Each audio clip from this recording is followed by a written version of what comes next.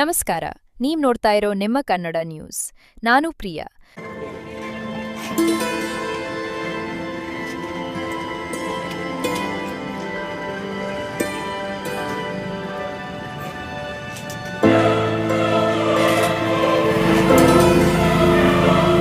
ಕರ್ನಾಟಕ ಸೇನೆ ವತಿಯಿಂದ ನಾವು ರೈತ ಸಂಘದಿಂದ ನಮ್ಮ ಸಿದ್ದನಗೌಡ ಪಾಟೀಲ್ರು ಮತ್ತು ರಾಷ್ಟ್ರೀಯ ರೈತ ಸಂಘದ ನಾನು ರಾಜ್ಯ ಪ್ರಧಾನ ಕಾರ್ಯದರ್ಶಿ ರೇಣುಕಾ ಪಾಟೀಲ ಅವ್ರ ಜೊತೆ ಸೇರಿ ಒಂದು ತಹಸೀಲ್ದಾರ್ ಸಾಹೇಬರಿಗೆ ನಾವು ಮನವಿ ಕೊಟ್ಟೇವಿ. ಅತಿವೃಷ್ಟಿ ಅನಾವೃಷ್ಟಿಗೆ ಒಳಗಾದಂಥದ್ದು ಯಾವುದಾದ್ರೂ ತಾಲೂಕು ಇದ್ರೆ ಅದು ನಮ್ಮ ದೇವರಿಪ್ಪರಿಗೆ ತಾಲೂಕು. ಇವತ್ತಿನ ದಿವಸ ತರಕಾರಿ ಮಾರೋರಿಗೆ ಜಾಗ ಇಲ್ಲ ಅಂತಂದ್ರೆ ನಾವು ಯಾವ ಪರಿಸ್ಥಿತಿ ಒಳಗದೀವಿ ಅನ್ನೋದು ಸರ್ಕಾರಕ್ಕೆ ಗೊತ್ತಾಗಬೇಕು. ಶಾಸಕರು ಸುಮ್ಮನೆ ಕೂಡಬಾರ್ದು. ಹೆಚ್ಚುವರಿ ನೀವು ಪರಿಹಾರ ನಿಧಿಯಿಂದ ದುಡ್ಡು ತೊಗೊಂಡು ಬಂದು ಶಾಸಕರನ್ನು ಇವತ್ತು ತರಕಾರಿ ವ್ಯಾಪಾರಸ್ಥರಿಗೆ ಸಹಕಾರ ಮಾಡಿಕೊಡ್ಬೇಕು, ಅವ್ರಿಗೆ ಒಂದು ವ್ಯವಸ್ಥೆ ಕಲ್ಪಿಸಿಕೊಡ್ಬೇಕಂತೇಳಿ ನಾನು ಎರಡು ಮಾತು ಮುಗಿಸ್ತೀನಿ.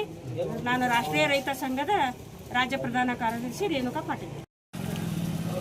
ನಮ್ಮ ಕರ್ನಾಟಕ ಸೇನೆಗೆ ಸ್ವಾಗತ, ನಮಸ್ಕಾರ. ಇಂದು ನಾವು ದೇವರಪುರಗಿ ತಾಲೂಕಿನಲ್ಲಿ ಇಲ್ಲಿ ಮನವಿ ಕೊಡಕ್ಕೆ ಬಂದೆ. ದೇವರಪುರಗಿ ತಹಸೀಲ್ದಾರ್ ಕಚೇರಿಗೆ ಇಲ್ಲಿ ಸಮಸ್ಯೆ ಏನಪ್ಪ ಅಂದ್ರೆ ದೇವರಪುರಗಿ ತಾಲೂಕಿನಾಗ ತರಕಾರಿ ಮಾರುಕಟ್ಟೆ ಇಲ್ಲ. ಇದು ತಾಲೂಕನಾಗ ಅನ್ಸಲಾಗ್ಯದ. ನೋಡಕಟ್ಟೆ ತಾಲೂಕ ಎರಡು ಹಳ್ಳಿ ಸೇರಿದ್ರೆ ಒಂದು ತಾಲೂಕನಾಗ ಅನ್ಸಿ ಯಾವ ಆಫೀಸ್ಗಳು ಇಲ್ಲ, ಏನೂ ಇಲ್ಲ. ಇದೊಂದು ರೈತರಿಗೆ ಅನುಕೂಲ ಮಾಡಿಕೊಡ್ಬೇಕು. ಇಲ್ಲಿ ಬಿಸಿಲು ನಾಡು ಅಂದ್ರೆ ನಮ್ಮ ಬಿಜಾಪುರ ಜಿಲ್ಲೆ ನಂತರ ಬಿಸಿಲು ಭಾಳ ಇರ್ತದೆ. ಇವ್ರು ಬಿಸಿಲಾಗ ರೈತರಿಗೆ ಕುಂಡಿಸ್ತೇವೆ ನಾವು. ನಮ್ಮ ದೇಶದ ಬೆನ್ನೆಲುಬು ಅಂದ್ರೆ ರೈತ ಅಂತ ಹೇಳಿ ನಾವು ಬರೀ ಮಾತಿನಿಂದ ಬರೀ ಹೇಳೋದಷ್ಟೇ ಆಗ್ಯದ. ಅವ್ರಿಗೆ ರೈತರಿಗೇನೂ ಅನುಕೂಲ ಆಗೋದಿಲ್ಲ. ಅದ್ರಾಗ ನಮ್ಮ ಉತ್ತರ ಕರ್ನಾಟಕ ಅಂತೂ ತಿಳ್ಕೊಂತೇ ಬಂದ್ರೆ ಮೊದಲಿಂದ ರಾಜಕಾರಣಿಗಳು. ಈಗ ಅಕಸ್ಮಾತಾಗಿ ಇಲ್ಲಿ ತರಕಾರಿ ಮಾರುಕಟ್ಟೆಯನ್ನು ಮಾಡ್ಲಿಕ್ಕಂದ್ರೆ ಮುಂದಿನ ದಿನಮಾನಗಳಲ್ಲಿ ನಾವು ರಾಷ್ಟ್ರೀಯ ಹೆದ್ದಾರಿಯನ್ನು ತಡೆದು ಉಗ್ರವಾದ ಹೋರಾಟ ಮಾಡ್ತೀವಿ ಅಂತ ಈ ಮೂಲಕ ನಾವು ಎಚ್ಚರಿಸ್ತೀವಿ.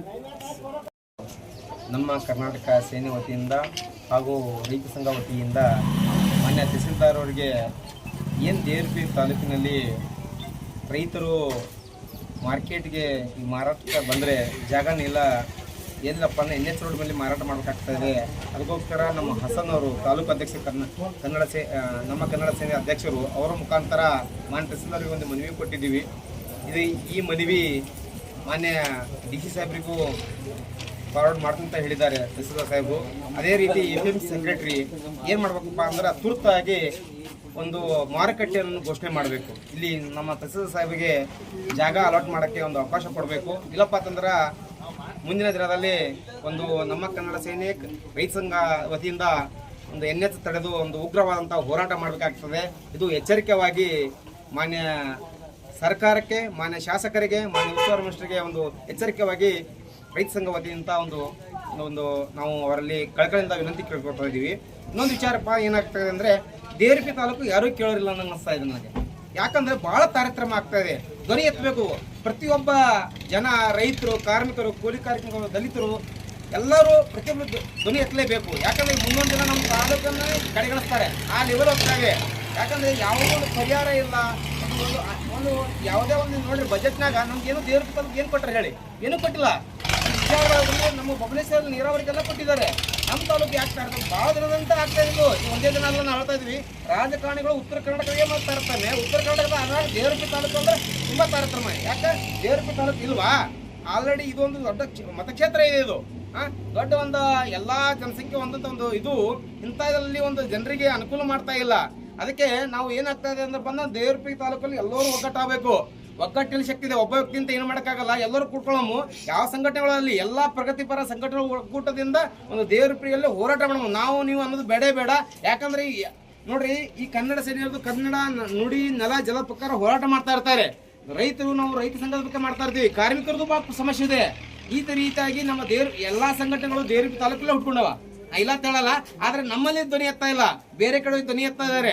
ನಾವು ದೇವರಪುರ ತಾಲೂಕಿನವರೇ. ನಾನು ಕರ್ನಾಟಕ ರಾಜ್ಯ ರೈತ ಸಂಘದ ರಾಜ್ಯ ಸಂಚಾಲಕನಾಗಿನಿ, ಜಿಲ್ಲಾ ಪ್ರಧಾನ ಕಾರ್ಯದರ್ಶಿ ಆಗಿನಿ. ನಾವು ದೇವರಪುರದಲ್ಲಿ ದೊಡ್ಡ ಒಂದು ಸಮಾವೇಶ ಮಾಡ್ಬೇಕಿದೆ ಮುಂದಿನ ತಿಂಗಳಲ್ಲಿ. ಯಾಕಂದ್ರೆ ಈ ರೀತಿ ಆದ್ರೆ ಶಾಸಕರಿಗೂ ಹೇಳ್ತಾ ಇದ್ದೀವಿ ನಾವು. ಯಾಕೆ ಪಾಪ ಶಾಸಕರು ನಮ್ ಸ್ವಲ್ಪ ಧ್ವನಿ ಎತ್ತಬೇಕು. ಇರ್ಲಿ, ಕೊಟ್ಟರೆ ಕಡಿಮೆ ಕೊಡ್ಲಕ್ಕ ಧ್ವನಿ ಎತ್ತರ ಕೊಡ್ತಾ ತಾನೆ. ತಾಯಿ ಮಗುವಿಗೆ ಹಾಲುಣಿಸ್ಬೇಕಂದ್ರೆ ಅತ್ತಾಗ ಹಾಲುಣಿಸ್ತಾರೆ. ಹಾಗಾಗಿ ನಾವು ಎಲ್ಲರೂ ಅದು ಧ್ವನಿ ಎತ್ತಬೇಕಾಗ್ತದೆ. ನಾನು ಒಂದು ವಿಷಯಗಳಾಗಿ ಮಾನ್ಯ ಉಸ್ತುವಾರಿ ಮಿನಿಸ್ಟರ್ಗೆ, ಶಾಸಕರಿಗೆ ಹಾಗೂ ಮಾನ್ಯ ಮುಖ್ಯಮಂತ್ರಿ, ಉಪಮುಖ್ಯಮಂತ್ರಿಗಳಿಗೆ ದೇವರಪುರ ತಾಲೂಕಿನಿಂದ ಇದು ಮನವಿ ಒಂದು ಕೇಳ್ಕೊತಾ ಇದ್ದೀನಿ.